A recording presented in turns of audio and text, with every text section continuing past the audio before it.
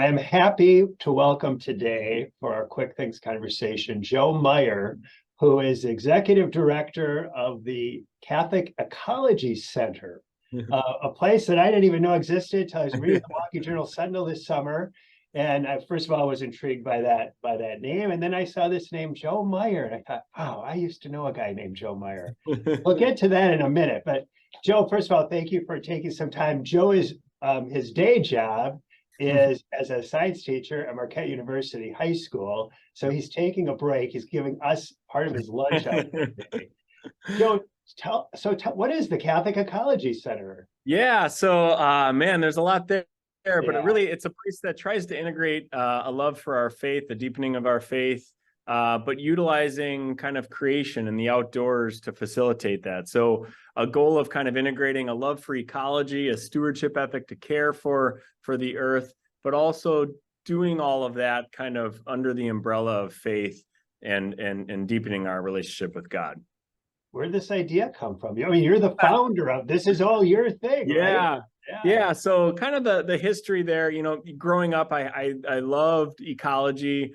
In fact, that's what brought me through Stevens Point initially to kind of seek a degree in that. But I realized education was really where I wanted to go. And I ended up going to University of Milwaukee after my freshman year at Point. And just growing up in a great Catholic family, I saw those two elements, those two passions of mine as integrated, but it seemed like so much within the world of science and even in the world of faith, people were pulling those things apart, a love for ecology, or maybe environmentalism would be a word. And we see people falling away from the faith. We see, the kind of environmental degradation happening. And I knew I wanted to do something, right? And God didn't reveal that to me right away. It took quite a while, but I got my teaching degree. I started teaching in national parks. And as I kind of grew in my faith and grew in my understanding of the church, especially church history and all the wonderful things the church does to integrate this love for ecology and care for the environment, I realized this isn't new to the church. It's maybe us that have fallen away from that call. So I was teaching here at Marquette High School. I was at a faculty retreat in 2016. Pope Francis had just released Laudato Si a year earlier, right, on care for our common home, which for me just really culminated a lot of those ideas that I had been wrestling with and such. And again, this wasn't a new thing for the church necessarily, but he, I think, brought it front and center, uncomfortably so for a lot of people, right? Mm-hmm. And from that, on this faculty retreat, I'm driving home and I feel the Holy Spirit really calling me to do something more. And if you or kind of your viewers have had those moments, you don't know what it means. God is calling you to more, and you're kind of like, really, Lord? Like, I have a full-time job, I have a young family. What do you mean you want more out of me? Like, and I just felt this calling to start an organization, to speak at parishes and schools, to run retreats, to do what I love to do, to run ecology programs and stewardship projects, restoration projects. So I did that. I launched Laudato Si Project in 2016, not knowing what it really would mean. And my mantra has been, God doesn't call the qualified, he qualifies the called. And he chooses. Wow, I don't think I've heard that before. So did you really make that up? No, I don't know where I heard that, but it is so true. It is obviously biblically we see it, but it is so true in my life, Father. I mean, God uses us in ways that we are totally incapable of ourselves, and we're dependent on grace and the other people he puts in our life. And, through a few years of Laudato Si Project doing great things, again, God was calling us to more. At this point, I have a great board of directors, and we've been doing some different programming, but I just knew that there was a hunger there. And in my mind, that coalesced into this idea of the Catholic Ecology Center, a place that would integrate all those aspects, a place that we could funnel all the energy to and get people involved and get families, a place where people that maybe are seeking faith or have fallen away from the faith can visit. And everyone loves beauty, right? Everyone can be drawn to truth through beauty. So why not have them come and experience beautiful kind of property and ecology? And within that, you're seeing different, religious statuary and things that we've kind of incorporated. So I wanted these, this tangible place. So in about 2018, I had the idea of a Catholic Ecology Center, and quite honestly, my board of directors kind of thought I was crazy, but they knew at that point enough that the Holy Spirit is kind of using me in bizarre ways. They're not going to stop you. Yeah, they're like, great. If you want to raise a lot of money and do this, like, go for it, right? So I just started fundraising for a property. I didn't know what that property would be, where it would be. I'm in Southeast Wisconsin, so of course we wanted it, in Southeast Wisconsin, the Archdiocese of Milwaukee, but we wanted to kind of serve a really diverse audience. And it was about, 3 years of trying to find properties and ups and downs. Of course, COVID was part of that as well. So a lot of challenges there where I had to kind of recommit and resubmit myself to God's will, not my project, not what I want. And we had one property that actually fell through, and it was really hard because I had fundraised for it for about a year and a half. But in hindsight, you see God was really preparing you for something better. And in 2021, we purchased a portion of what was a Girl Scout camp. It was called Camp Winding River when we purchased it. And we own 60 acres of that camp, and we run the Catholic Ecology Center there. And we, finished in 2022, we finished our first program year there, first full program year. We had 6,000 people come through programming. In the first year. In that first full year, yeah. Because we got it in March of 2021. Within those first 2 weekends of owning it, I think we had 400 people come through as part of like celebrations and open houses and, just people checking this out. And I think God used this odd time of COVID, there was even a deeper longing to get out, right? And to retreat and to experience, nature and such. So that maybe worked to our advantage as far as being able to have people come. And it's been a wild ride ever since. So what would be a program? You have programs on the weekend, for example, school groups come, parish groups come. Like, what would just be like one example of a program that might happen? Yeah, so we run programming, 7 days a week. Most of our programming happens actually during the school week with schools. So we have full-time staff that run programming. Obviously, I'm more limited in time during the day, but I bring my own students out there for ecology programming. But a typical retreat that a school or a parish might come out for, we'll do aspects of prayer. We'll maybe do some kind of experiential ecology just to open up the eyes of wonder and awe for the beauty of nature. We'll maybe do a service project, like a stewardship project on the property. We're really blessed to have a partner on our property called Claire Gardens, and they run an organic farm that actually feeds the senior living homes in Milwaukee. And that's run by Milwaukee Catholic Home. And it's a super cool ministry. Last year, they grew 25,000 pounds of organic vegetables for the seniors. And we have these projects to get them involved in, whether it's ecological restoration or whether it's helping at Claire Gardens or all the various things when, having a 60-acre property, and we actually have a partner adjacent to us. So we run a 225-acre preserve collaboratively. There's a lot of projects to do. So I think our retreats really focus on opening their eyes to prayer and God, awakening their wonder and awe for all God has done, especially in creation, but also getting their hands dirty, doing something meaningful with that, right? Putting their faith into action. So that's kind of one of those typical programs. We in essence do everything a retreat center does and a nature center does, kind of combined, right? Right. Yeah. So, and we've been blessed with some great facilities on the property. We have some, camping and some bunk cabin, overnight accommodation, different things. Yeah. So it's been really great. And we actually just celebrated our groundbreaking for a new building addition. So one of the things the Girl Scouts didn't bless us with was a chapel, right? So we had some Scout camps do have chapels. This one didn't. Yeah. So we actually are building on an addition that will make our main building handicap accessible, which as we acquired it wasn't quite, right? It had been there since 1970, that building. We also wanted to have more spaces where we can run the diverse programming we have, and having a chapel is really important to us. So here we have this beautiful new space that'll be done, God willing, end of May next year. And we have aspects of stained glass windows that were reclaimed from churches that had closed, and statuary, and these aspects, of our faith that's so rich. And then we have sustainability, right? We have solar electricity. We have geothermal heating and cooling. We have a green roof for water conservation. It's this integral ecology, right? Where we're kind of dancing in these two worlds of both robust faith, but also called to live more sustainably as Christians. And we're trying to represent that, saying like, yeah, we can do that as Christians, as Catholics. Right. I love that you use the verb dancing there, Joe, because so there's the whole idea of dancing Francis. There's a statue at Viterbo University, a sculpture, the dancing Francis. But dancing in the wonder of creation is something I'm sure you talked about, the beauty of creation and the beauty of the center.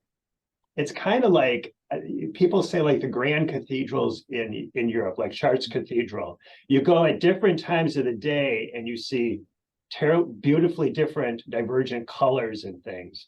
So to come to your place in the spring or summer or fall or winter is like going to a completely different place every time.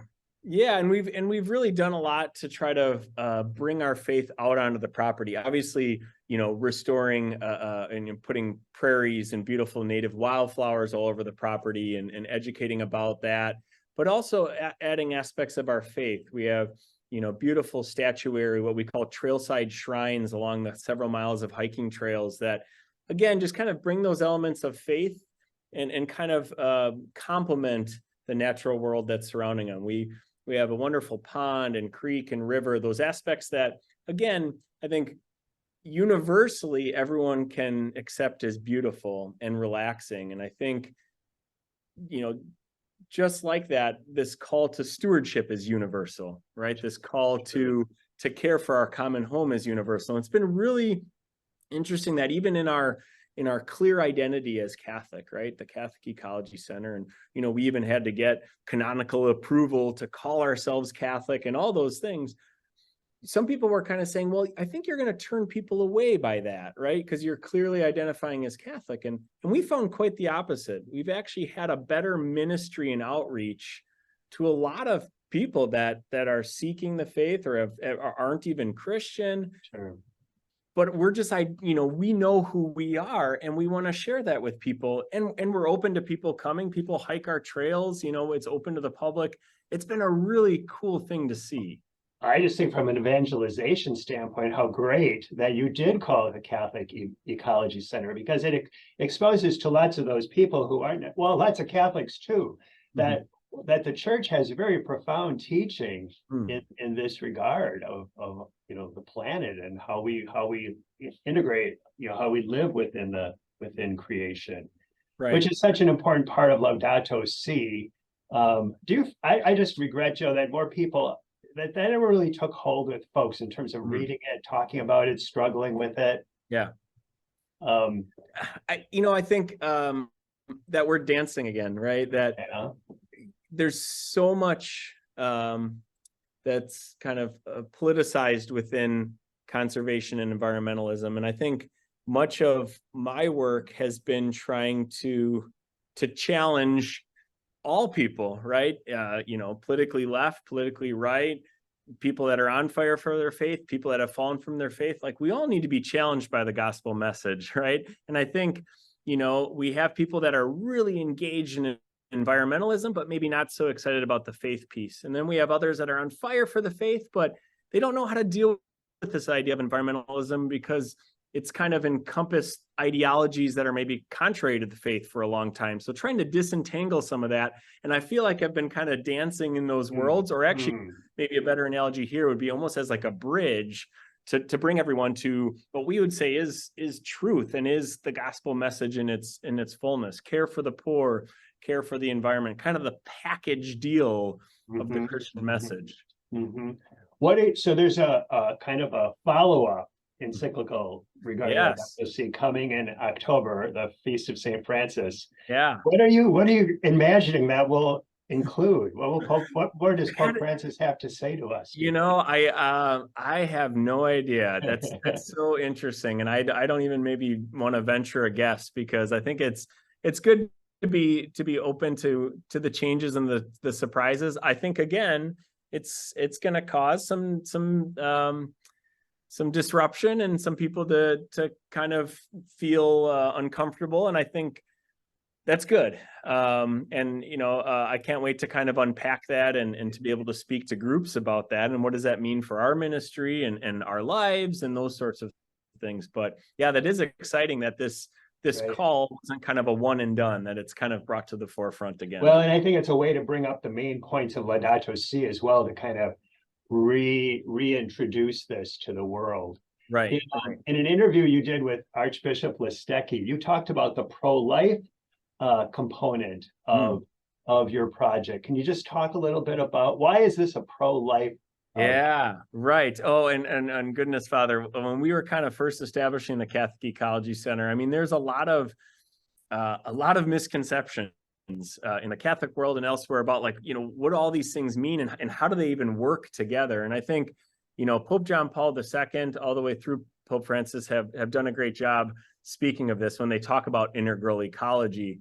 But one thing that I think it was Pope John Paul II, St. John Paul II spoke of, he talked about how the natural environment and the human environment deteriorate together, that the kind of the same evils that cause environmental degradation are the same evils that cause breakdown within the family, and that we can't combat or understand ecology unless we have an adequate anthropology, right? So we have to understand humanity. We have to understand who we are, who we're called to be, that we're children loved by God.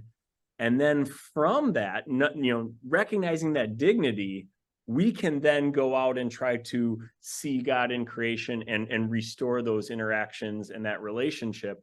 But if we don't understand human dignity first, then all those other aspects are easily disordered, right? And I think that's what happened a lot in environmentalism, and why maybe environmentalism started to embrace things that are contrary to kind of life and dignity, is because it didn't understand first who humans are and who they're called to be, and they went out to do wonderful works of social justice, but maybe not understanding human dignity as part of that, and a lot of things broke down.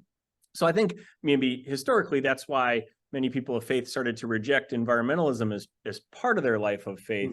But I think we need to kind of capture back what's good, true, and beautiful of that. And certainly that's something that Pope Francis emphasizes in Laudato Si, is that human element. This is why this is important to us. Yes. And essential for us. Yeah, and he talks about kind of that idea of disposable, right? How when we treat objects that way, we treat humans that way, or vice versa. If we treat humans as disposable, we just have this worldview that's just contrary to God. Sure. Well, I don't want to keep you, Joe, too much longer. I know you have. What are you teaching this afternoon? Oh, well, I got my environmental science classes this afternoon. We're actually getting ready for some great water quality testing. We actually take a field trip here from Milwaukee out to the Catholic Ecology Center and do water quality testing for a field trip. So that's going to be fun. Your students just love to go out there. Yeah, it's all good. Yeah, it's a lot of fun, for sure. So Joe, you mentioned, you referenced our paths crossed at UW-Stevens Point. When were you a student there? So, goodness, that would have been 2001, 2002. So yeah, a couple years ago. On September. You were a freshman on September 11th? That's right. That's right. Okay. I remember that. Yeah, that was a traumatic year for everybody, but I mean, that was quite a time for freshmen in college, especially. I just remember. Yeah, right. We had some challenging days there for sure. And then you left Point for Milwaukee. Yeah, UW-Milwaukee, got my teaching degree, and then started to teach in national parks. Was out in Maine at Acadia National Park, out in Yosemite, doing some environmental ed in between as well. Got married during that time, but knew I kind of wanted to get back into school teaching within a few years of college ending. And here, this is just what I do, right? My faith, ecology. That's just Yeah, wow. our How many life, years have our you, how family's many years mission. at Marquette, Joe? So I think 13 now. Okay, Yeah, okay. that's amazing So how that ended up. a strong Jesuit influence, I would imagine, in that Well, and time. you look the same as in Oh 2001. We God, haven't changed yeah, a that's bit. for sure. That's for sure, Joe. As do you. Yeah. Yeah, thanks. So one thing I had hoped when I was reading the stuff this summer, when I read the article in the Journal Sentinel, I was hoping our parish does trips. Sometimes we've done a Brewer game and some other things. Yeah. I was thinking, boy, it'd be great to go to the Ecology Center, um, Holy Hill, and Yeah. Horicon Marsh, like a fall trip. Oh my goodness, yeah. Southeast Wisconsin, but it's not going to happen this year. Too many Okay. scheduling things, but hopefully. I hope to get there sometime and maybe bring some parishioners as well. Sure, and just for your viewers and well yourself, right? I mean, we keep the grounds always open for people to hike, even if we don't have a program, even if our building's not open, people can come and hike and explore. And we don't want any barriers to hinder people from just experiencing our mission on the property and just seeing the beauty of the property. And it's really a fun thing to tour. So whether you come for a tour, come to hike, or and sometime we do a formal kind of program, it'd be awesome to connect. Sure. Well, Joe, it's just great to talk with you and to reconnect a little bit after all these years, and just congratulations on what seems like just a wonderful project. I think it's just a great program to have in our church in the state of Wisconsin. So thank you for that. It's fun to be a part of, and it's humbling to watch the Holy Spirit at work, really. Yeah, thanks for letting that happen. Thanks for being a vessel for that. Before we go, I could offer a quick prayer, please. Yeah. God of blessings, the universe sings of your glory. Deepen our gratitude for all you have made and awaken in us a renewed commitment to care for the earth and each other. Inspire leaders with openness to listen to those most affected by all that threatens our planet and its well-being, its people. Give them courage to act urgently and wisely so that our common home may be healed and restored, and all people and all generations to come may delight in it. Through Christ our Lord. Amen. Joe Meyer, thank you very much. Be well. God bless. Thank you, Father. Okay. All right. Thank you, Joe. Yes. Oh, it was fun, Father. Thanks for inviting me and reconnecting. I appreciate it. Wow, 2001. Yeah. Yeah, right. That's been a while. Yep. Good. Well, I hope our paths cross again in person for real. Yeah, and anytime if you have other ideas, or especially if you're going to be in the area, I'd love to chat more. Great. Okay, hope that happens. All right. Take care. Good afternoon. Good day. Bye-bye.